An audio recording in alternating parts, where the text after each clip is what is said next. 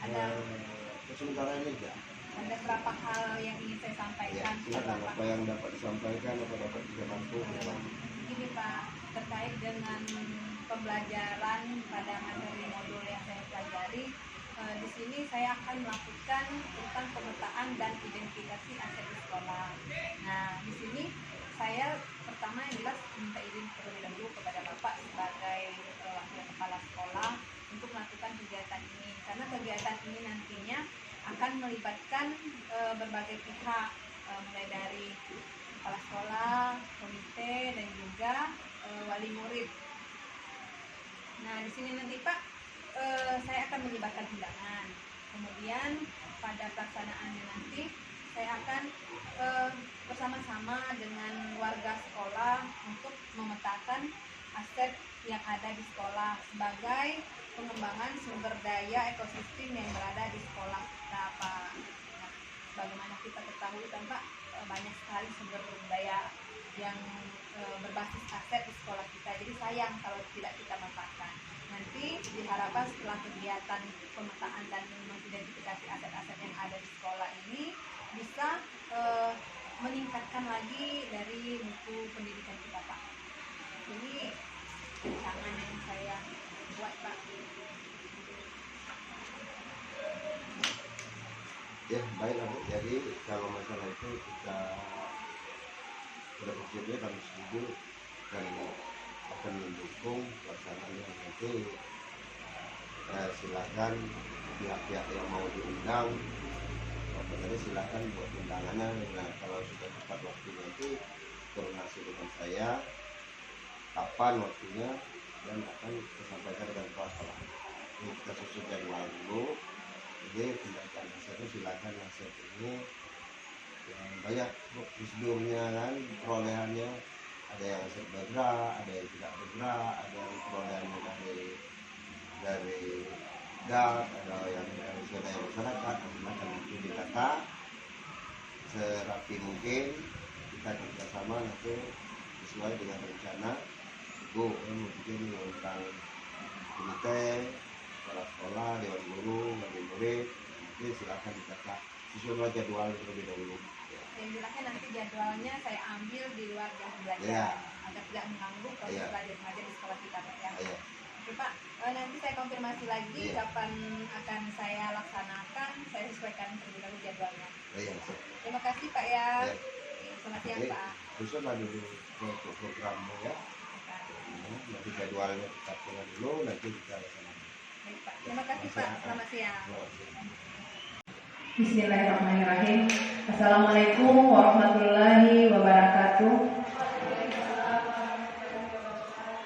Yang saya hormati Bapak Ketua Komite atau yang mewakili, yang saya hormati Bapak Ibu Wali Murid dan juga Bapak Ibu Guru SD Negeri 27 Bengkulu Tengah yang saya hormati. Alhamdulillah, puji syukur kita panjatkan kehadirat Allah Subhanahu wa taala yang telah memberikan kita rahmat, hidayah, berkah, serta kesehatan sehingga kita dapat berkumpul di ruangan ini. Sengaja saya undang Bapak Ibu di sini dalam kegiatan nantinya kita mengidentifikasi sumber daya aset di sekolah.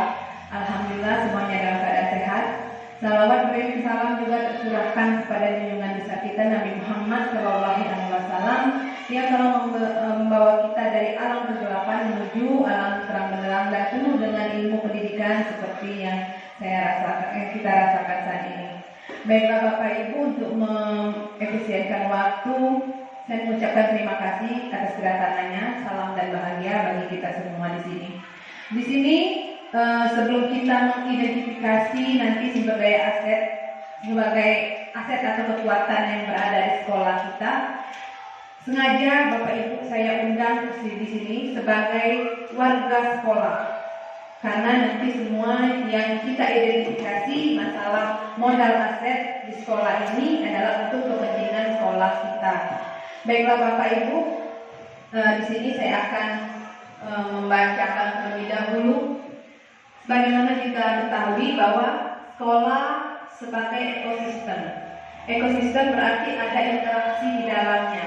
Nah, ekosistem yang berada di sekolah ini terdiri dari biotik dan abiotik. Tentunya ada yang berupa faktor unsur yang hidup dan unsur yang tidak hidup. Nah, kedua unsur ini saling berinteraksi satu sama lain sehingga mampu menciptakan hubungan yang selaras dan harmonis dalam sekolah. Faktor-faktor biotik akan saling mempengaruhi dan membutuhkan keterlibatan aktif satu sama lainnya. Nah, tadi ada faktor biotik dan abiotik. Artinya ada yang hidup dan tidak hidup. Kita mungkin bisa mengidentifikasi kalau faktor biotik itu apa saja. Mungkin dari sekolah, kepala sekolah, guru, kemudian siswa, komite, terus juga anak murid itu sendiri. Nah, sedangkan yang abiotik atau yang tidak hidup itu bisa berupa sarana, prasarana, gedung, dan banyak lagi yang akan kita cari nanti di sini. Nah, ini dia tadi ya, faktor yang ada di dalam ekosistem sekolah, diantaranya murid, kepala sekolah, guru, staf tenaga pendidikan, pengawas sekolah, orang tua, masyarakat sekitar, dinas terkait, dan juga pemerintah daerah. Nah, mereka ini juga termasuk dalam ekosistem sekolah ya. Selain faktor-faktor biotik, itu tadi ada sarana prasarana, juga keuangan dan lingkungan alam yang ada di sekolah kita. Nah, kemudian untuk mengoptimalkan sumber daya yang ada di sekolah, di sini kita harus berpikir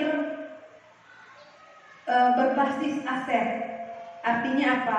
Sumber daya yang ada itu kita anggap sebagai aset sekolah yang mampu untuk membangun sekolah kita nanti. Jadi kita jangan berpikir defisit atau kekurangan, memandang kekurangan-kekurangan yang ada di sekolah, ya, sehingga nanti pembelajaran dan juga aktivitas sekolah kita akan terhambat. Nah, pendekatan berbasis kekurangan, masalah atau defisit based approach namanya ya, akan memusatkan perhatian kita pada apa yang mengganggu, ya. Jadi seperti misalnya mungkin di sekolah kita merasa kurang ini, kurang itu. Nah, itu adalah cara berpikir defisit.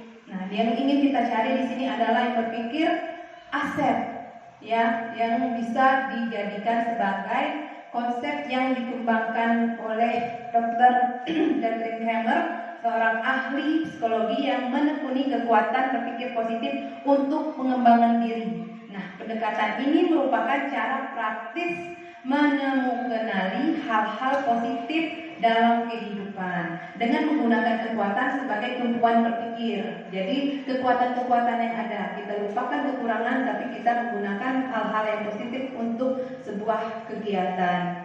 Nah, kemudian aset-aset dalam sebuah komunitas. Di sini ada 7 modal aset ya yang berada di dalam satu komunitas. Nah, 7 modal aset inilah yang nantinya akan kita cari di sekolah kita ini. Ada aset apa saja ya, karena dari setiap sekolah, dari setiap daerah itu berbeda-beda. Jadi kita akan mencari apa sih aset yang ada di sekolah kita, apa sih yang bisa dapat kita manfaatkan untuk sekolah kita. Baik, pertama di sini ada modal manusia. Nah, tadi sudah kita sebutkan modal manusia ini apa? Aspek biotik hidupnya. Nah, manusia yang berada di sekolah kita ini ternyata banyak sekali. Jadi bukan hanya guru dan murid loh. Ternyata banyak sekali, seperti ada pengawas, kemudian ada pegawai perpustakaan, ada tukang kebun, dan semuanya itu termasuk ke dalam manusia yang ada di sebuah ekosistem. Tadi modal manusia, yang kedua di sini ada modal sosial. Nah, apa itu modal sosial? Modal sosial di sini sebagai norma dan aturan yang mengikat warga masyarakat yang ada di dalamnya. Jadi berupa norma ya. Kemudian ini juga dapat dimaknai sebagai investasi yang berdampak pada bagaimana manusia berkelompok dan berorganisasi. Contoh-contoh yang termasuk dalam modal sosial antara lain asosiasi-asosiasi suatu kelompok yang ada di dalam sebuah komunitas. Nah, kemudian modal aset yang ketiga, ini ada modal politik. Oh, jadi ternyata selain modal manusia, mungkin yang kita tahu manusianya saja yang bisa dikembangkan. Ternyata ada lagi modal yang bisa kita kembangkan dalam sebuah komunitas. Jadi modal sosial. Di sini ada modal politik. Apa sih modal politik itu? Modal politik tidak hanya dimaknai sebuah aktivitas demokratis dalam tataran politik praktis, tapi merupakan kemampuan kelompok untuk mempengaruhi, kemudian berdistribusi dalam sumber daya di dalam unit sosial. Jadi kalau kita lihat politik praktis, cara untuk mencapai sebuah tujuan. Nah, itulah artinya berpolitik. Ternyata dalam satu komunitas kita memiliki modal politik itu yang akan kita cari nanti, modal politik apa yang ada di sekolah kita. Kemudian di sini ada modal agama dan budaya. Nah, ternyata agama dan budaya yang ada di lingkungan sekolah kita itu termasuk aset. Mengapa demikian? Karena banyak juga sumbangsi dari agama dan budaya. Adanya keragaman agama, kemudian juga adanya keragaman budaya. Misal, di sini banyak terdiri dari suku-suku bangsa. Nah, dari sana anak-anak dapat belajar nantinya berbagai macam suku bangsa. Dan kemudian modal agama. Di sini kita memiliki imam, ya, karena di sini mayoritas agama Islam. Jadi ternyata mereka itu adalah aset untuk sekolah kita. Bagaimana asetnya? Ketika kita melakukan kegiatan keagamaan, nah mereka-mereka ini bisa kita berdayakan untuk kegiatan tersebut. Jadi mereka ini adalah aset, ya, modal agama dan juga modal budaya. Kemudian modal fisik. Nah, ini yang sering kita ketahui aset itu fisik. Biasanya kita mengetahui aset berupa buku, bangunan, ya, memang masuk di sini termasuk ke modal fisik. Tapi ternyata aset itu tidak hanya modal fisik. Tadi ada modal manusia, sosial, kemudian modal politik. Nah, modal fisik ini terdiri atas dua kelompok utama, yaitu bangunan yang bisa digunakan untuk kelas atau lokasi untuk melakukan proses pembelajaran seperti laboratorium, kemudian ruang pertemuan, musola, perpustakaan, UKS, dan lain sebagainya. Kemudian juga ada infrastruktur dan sarana prasarana, mulai dari saluran pembuangan, sistem air, mesin, jalan, jalur komunikasi, kemudian sarana pendukung pembelajaran seperti transportasi. Nah, itu juga merupakan modal fisik yang ada di sebuah komunitas. Alhamdulillah kalau kita dari segi jalan sudah bagus, ya. Nah, itu termasuk aset modal di sekolah kita. Untuk jangkauan anak-anak ke sekolah, mereka tidak kesulitan, ya. Ternyata kita sudah memiliki modal fisik itu. Nanti kita akan identifikasi lagi modal-modal fisik mana saja yang ada di sekolah kita. Kemudian modal lingkungan alam. Nah, bisa berupa potensi yang belum diolah dan mempunyai nilai ekonomi yang tinggi dalam upaya pelestarian alam dan juga kenyamanan hidup. Kemudian tanah, ya, seperti lahan untuk berkebun. Ternyata itu juga merupakan suatu modal, ya, modal atau aset yang ada di sekolah yang bisa diberdayakan. Nah, yang ketujuh ada modal finansial. Ya, kita paham finansial itu berupa keuangan, dukungan keuangan yang dimiliki oleh sebuah komunitas yang dapat digunakan untuk membiayai proses pembangunan dan kegiatan sebuah komunitas. Modal finansial termasuk tabungan, kemudian investasi, kemudian pendapatan pajak, hibah, gaji, serta sumber pendapatan internal dan eksternal. Nah, itu nanti juga kita akan identifikasi modal aset finansial apa sih yang ada di SD Negeri 27 Bengkulu Tengah ini. Nanti kita akan mencari hal tersebut. Nah, baiklah, di sini saya punya sebuah video agar lebih membuat Bapak Ibu paham antara berpikir defisit dan berpikir dengan modal aset. Sekarang kita akan mengidentifikasi modal apa saja sih yang berada di sekolah kita ini. Mulai dari modal manusianya, kemudian modal sosial, modal politik, modal agama, dan juga modal fisik serta modal lingkungan alam dan modal finansial. Ini akan saya bagikan dan Bapak Ibu silakan mengisinya. Nanti kita akan berdiskusi tentang modal-modal yang Bapak Ibu temukan.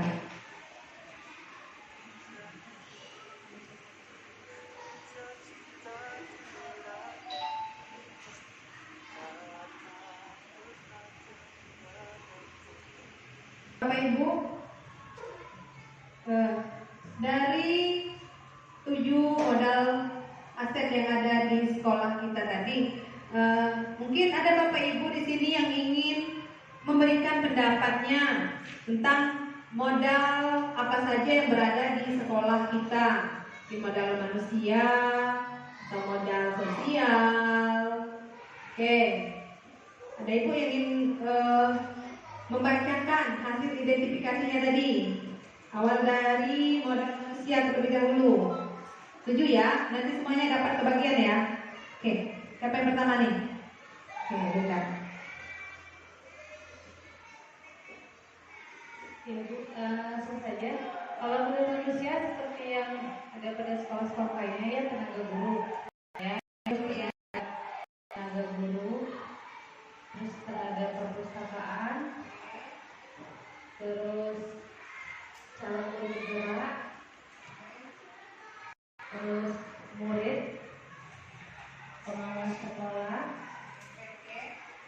komite sekolah, dan dinas pendidikan. Strategi pemanfaatannya ya seperti lazimnya sekolah-sekolah ya, guru itu menempatkan guru pada potensi masing-masing ya, mengajar, membimbing siswa. Terus tenaga perpustakaannya ya tetap sesuai dengan tupoksinya, berada di perpustakaan, mengelola perpustakaan. Kalau yang CGP tadi ya, guru yang ikut pelatihan CGP ini ya bisa menerapkan pembelajaran yang berpihak pada murid dan bisa mentransfer ilmu yang didapatnya kepada anak siswa. Terus pengawas sekolah yang memberikan ilmu baru yang dapat ditransfer kepada guru-guru di sekolah yang ada di sekolah.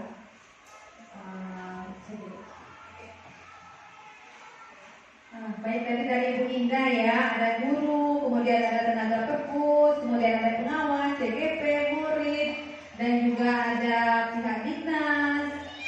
Nah, dari rekan yang lain mungkin ada yang beda atau ingin menambahkan? Komite, oh iya bagus Bu Mirna ya, komite ya, ketinggalan tadi. Ternyata komite juga dapat dimanfaatkan ya dalam kegiatan komunitas sekolah kita. Baiklah, ada komite, guru, kemudian murid, CGP, pengawas, pihak dinas, kemudian perpustakaan ya. Baiklah, mungkin ada yang lain ingin menambahkan atau sudah cukup nih? Oh cukup, berarti itu ya yang ada di sekolah kita ya. Oke, lanjutnya yang kedua ada modal sosial. Mungkin lanjutan Bu Lena bacakan modal sosial yang ada di SD kita. Modal sosial yang ada di sekolah kita D27, yang pertama kerjasama yang baik dengan pihak polsek dan puskesmas yang ada di dekat sekolah kita, kemudian dukungan dari masyarakat. Terus yang ketiga masuk lagi komite sekolah. Strategi pemanfaatannya yang pertama menjalin kerjasama dengan masyarakat sekitar sekolah dalam memberikan informasi tentang siswa di luar lingkungan sekolah. Kemudian kalau dengan pihak polsek, mungkin dari pihak polseknya memberi arahan tentang bagaimana kalau tata cara lalu lintas, acara menyeberang mungkin bagi anak-anak, terus membawa kendaraan motor anak boleh. Nah, bagus sekali. Mungkin ada teman-teman yang ingin menambahkan? Oh, oke, Pak Ahmad.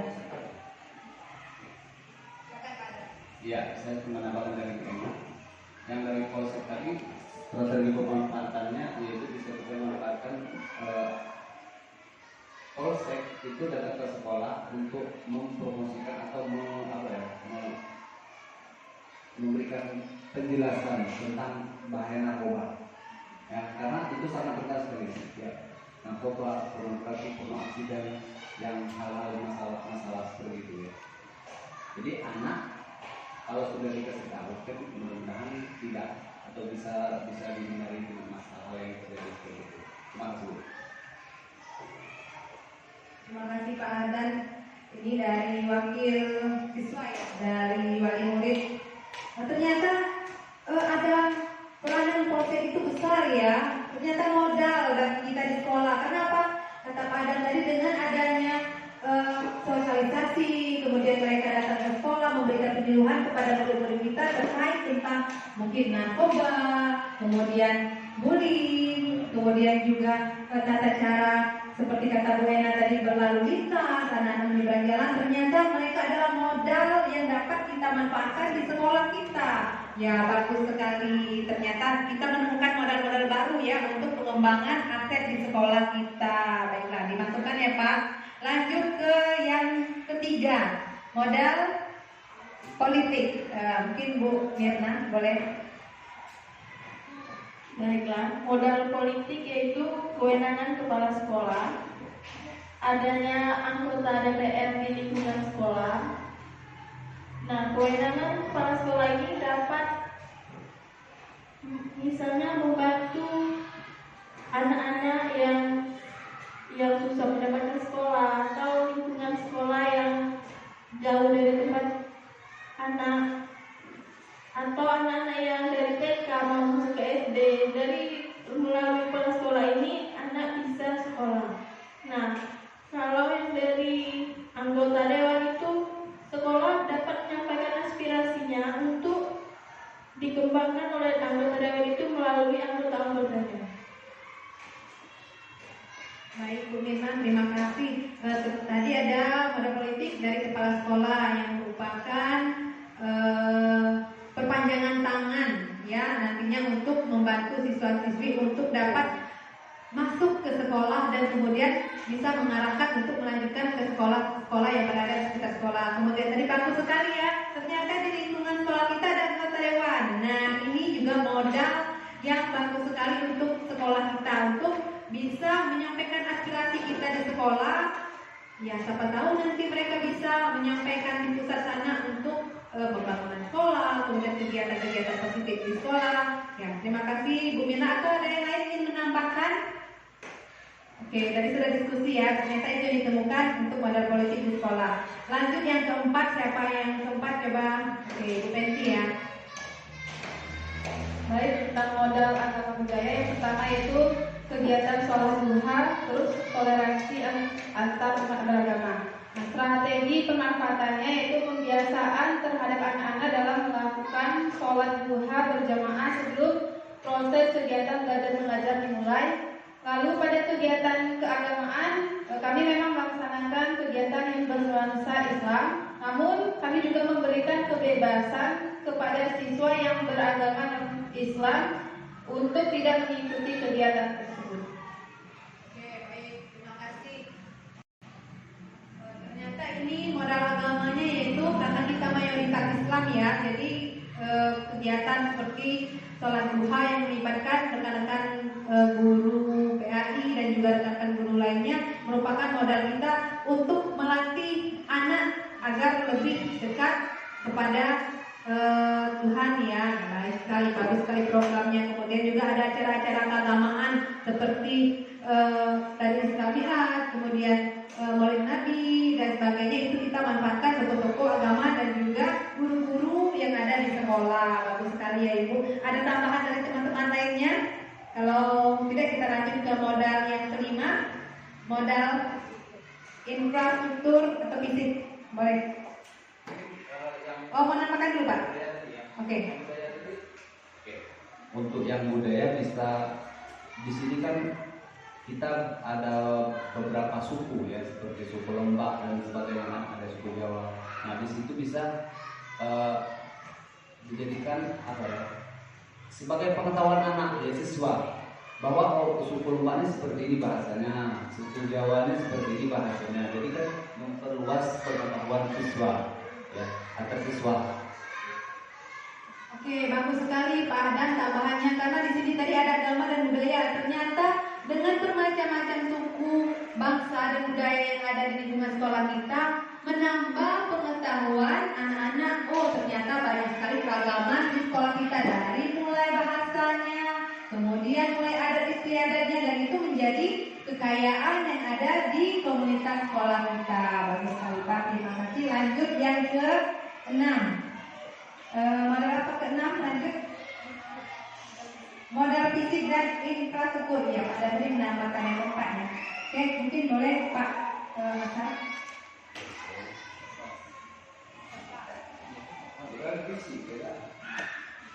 Modal fisik ini itu meliputi ya fasilitas belajar mengajar seperti gedung, mobilier sekolah, itu yang meliputi fisik. Sebenarnya strategi untuk ini yang pertama sudah ada, yang kedua apabila sudah terjadi kerusakan, maka kepala sekolah dengan dewan guru komite menganalisa bangunan ini apakah masih layak atau tidak. Sesudah dapat kesimpulan baru nanti diajukan ke pihak terkait untuk usulan pembangunan berdasarkan analisa kita. Jadi pada prinsipnya kita mengusulkan dengan pembangunan melalui proposal. Itu kalau yang tertinggi kita untuk pemanfaatan struktur fisik. Kemudian juga yang kedua itu mungkin struktur fisik juga seperti pagar, kemudian halaman sekolah. Itu strateginya bisa saja kalau sekolah mengajak muridnya dengan murid untuk mengadakan rapat untuk mengadakan halaman dengan berusaha semaksimal mungkin untuk sumbangan sukarela atau mungkin mengajukan proposal ke perusahaan yang ada di sekitar sekolah untuk mendapatkan dana untuk misalnya pembahasan halaman. Itu strateginya itu. Ya, terima kasih. Terima kasih Pak Hasan. Sekali tadi visi kita adalah bangunan sekolah ya, tentunya bangunan sekolah, ruang-ruang kelas yang cukup itu membantu sekali diri kita untuk belajar aktif di dalam kelas ya, tidak terganggu. Kemudian tadi ada kerjasama juga kata Pak Hasan untuk melihat bangunan sekolah ini seperti apa, kemudian pagar dan juga lapangan. Nah itu nanti berarti bisa juga nanti modal politik Pak ya, kita bekerjasama dengan perusahaan-perusahaan yang ada di dekat kita untuk meminta proposal seperti membangun pengerasan halaman, kemudian untuk pagar juga tadi bisa kerjasama dengan komite. Berarti banyak yang Bapak masukkan tadi ya, tidak hanya modal infrastruktur tapi juga ada modal manusianya, modal sosial dan juga politik di sana. Terima kasih Pak Hasan. Nah yang ketujuh kita sama-sama saja, yang ketujuh ada modal finansial. Nah modal finansial ini tadi tetap saya lihat teman-teman semuanya menulis bahwa yang pertama tentunya di sekolah, karena sekolah kita negeri, kita menerima dana BOS. Nah dana BOS ini merupakan modal finansial untuk kegiatan pembelajaran yang ada di sekolah. Namun ternyata masih ada modal-modal finansial lainnya, seperti tadi ada sewa kantin ya, karena di sekolah kita memang ada beberapa kantin di belakang. Kemudian ada infak ya yang dilakukan oleh siswa kita setiap hari Jumat yang dikoordinir oleh guru agama. Nah itu juga merupakan modal finansial di sekolah kita. Dan juga ada dana komite ya, dana komite. Walaupun dana komite ini tidak rutin dan itu dilakukan mungkin hanya 1 tahun sekali dalam kegiatan pembangunan sekolah atau juga kegiatan kesiswaan, dan itu ternyata cukup membantu untuk kegiatan sekolah kita yang tidak tercover oleh dana BOS seperti kegiatan pernikahan. Kemudian tadi kata Pak Sauri untuk pagar ya, ternyata ada modal finansial dari komite. Nah baiklah Bapak Ibu sekalian, di sini dari identifikasi modal aset yang ada di sekolah kita, ternyata banyak sekali yang dapat kita manfaatkan dari sekolah kita ini seandainya kita ingin berpikir berbasis aset ya. Jadi kita tidak lagi berpikir berbasis defisit. Misalnya kita ingin melakukan suatu kegiatan nggak ada ininya dananya atau nggak ada tenaganya, ternyata semuanya bisa karena di sekolah kita banyak memiliki modal manusia, modal sosial, politik, kemudian agama, budaya, kemudian juga modal infrastruktur dengan alam sosial finansial yang bisa mendukung kegiatan sekolah kita agar berjalan lebih baik. Nah, baiklah Bapak Ibu, dari hasil identifikasi aset ini nanti ini akan saya rangkum Bapak Ibu di sini sebagai perwakilan guru, kemudian komite, wali murid. Nanti ini akan kita angkat lagi ke forum yang lebih besar, tentunya akan ada kerjasama terlebih dahulu dengan kepala sekolah.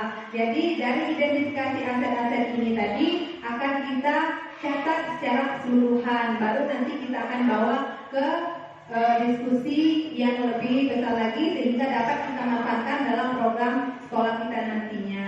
Baiklah Bapak Ibu, saya ucapkan terima kasih atas diskusinya hari ini. Bapak-bapak Ibu semua memberikan masukan-masukan yang positif dan tentunya untuk kemajuan sekolah kita bersama. Saya mohon maaf jika ada salah kata. Saya akhiri. Billahi taufiq wal hidayah. Wassalamualaikum warahmatullahi wabarakatuh. Oke, terima kasih.